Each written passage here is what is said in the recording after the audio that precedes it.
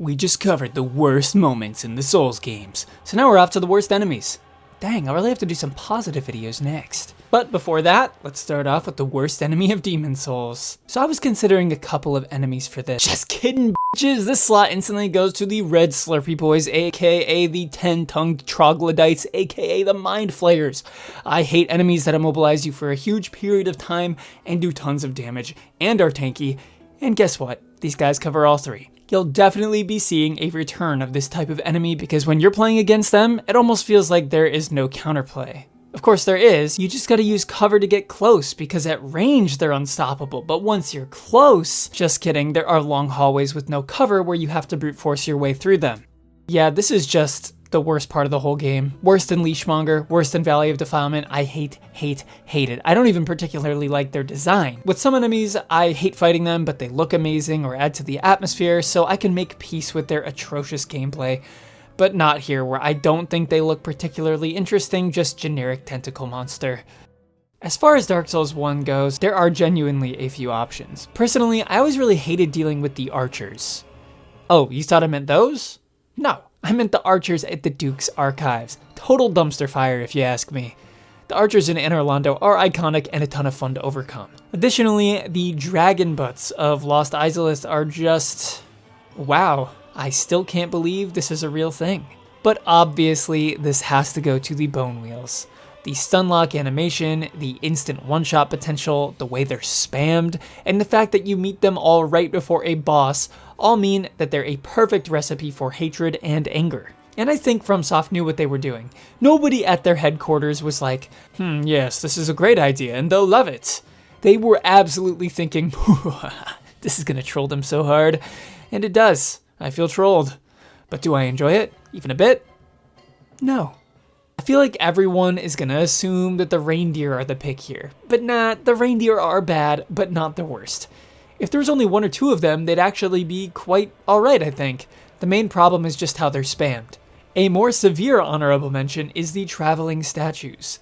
If poison statues aren't enough, or instantly killing you petrifying statues aren't enough, the game introduced traveling variants that can follow you around. Wow, thank you, I really enjoyed that. Nope, my pick goes to the belly-flopping explosive boys in the Dragon area as well as many other places of the game.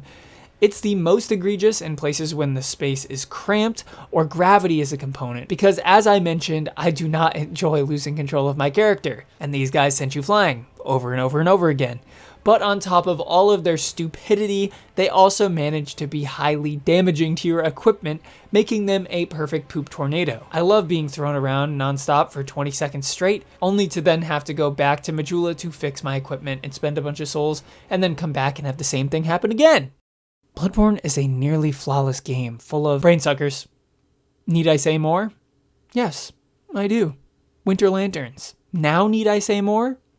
No. I couldn't pick between two of these, which I hated more, so this is going to be a double pick. Winter Lanterns may be more offensive on their own, but the brain suckers manage to be spammed more frequently, so both are equally a pain in the ass. Both thrive on huge amounts of damage, stun-locking your character for ungodly durations, and feeding on mechanics of the game that are just not enjoyable. Those would be Frenzy and sucking out your insight. The only times in Bloodborne that I genuinely find myself ever getting pissed off is when I meet one of these two demons, and it makes me dread having to play through certain sections of the game again. I just end up sprinting past them most of the time, and that's never a good sign for good design. Huh.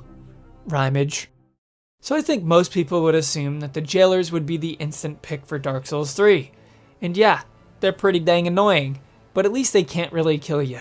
Well, they can, but kind of have to mess up pretty bad. They are a pain in the bootay, but they actually travel so slowly that they become more of a nuisance than a genuine threat a lot of the time. My actual pick here is going to be somewhat weighted towards my annoyance on my first playthrough, but I hate the weaponless jumping grooves. Have you guys noticed a theme here? I don't really like losing control of my character. Yeah, these guys being unaffected by the sludge of Farron Swamp and still managing to pull off LeBron James style leaps of faith straight onto my noggin to incite rage and vanishing HP nearly made me smash my control down.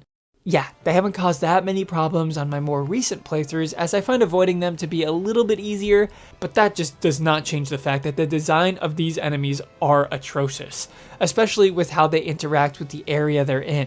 I remember times where I went to put out a light in the swamp only to be instantly jumped on frame 1 at the end of the cutscene, and if it happens more than once, beware controllers, beware.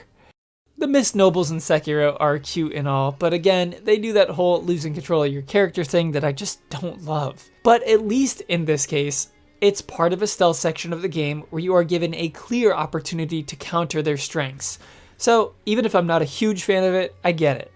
Mibu Village also has some of this too, with some random gremlins living in the mud that grab you and hold you in place. It's really fun gameplay. Woohoo! But nope. My pick this time is the Cannon Boys, which have essentially lock-on, massive, nuclear-sized explosive cannon shots, and are massively tanky and equally challenging up close. Not to mention the fact that they are legitimately dumped into a boss arena with you at times. I cannot fathom why they thought that would be a good choice. Actually, they thought Bone Wheels should be in Dark Souls 1, so I take that back. I can't fathom it. Oh, and I just wanted to let you guys know, 90% of you are not subscribed. So subscribe or deal with my wrath. I want to put Bone Wheels in the Elden Ring DLC if you don't subscribe, so yeah, you might want to do that. And finally, off to Elden Ring, which is the hardest one for me to pick. I think it's largely due to Torrent, as you can absolutely whiz past most of the enemies in this game super easily, and I think in general they're more balanced than the other games. So I really struggled with this one. But the first honorable mention is going to be the Revenants. Yeah, they're a pain in the ass to fight, but I adore their design so much that I couldn't help but appreciate them being in the game. The Rune Bears are similar, where they are really no fun to fight, but the pure terror you feel as a Rune Bear starts tearing through the forest after you is just amazing, and I wouldn't want them removed from the game. No, not at all. The Spirit Archers, or whatever they're called in the underground areas, are legitimate 13-year-olds in MW2 lobbies, pulling off shots that just should not hit. But I think they do add to the mystical experience of those areas. The Eagles and the Imps, though, they're mostly just a pain in the ass, and even though they're not that hard to avoid or deal with, I suppose if I had to pick one, I'd go with the Eagles, especially when explosives are involved. But I can't say there isn't a humorous component the game would be missing if we lost them. And that's my list, so thank you guys for watching. Let me know your picks down below. Have a great day. Peace.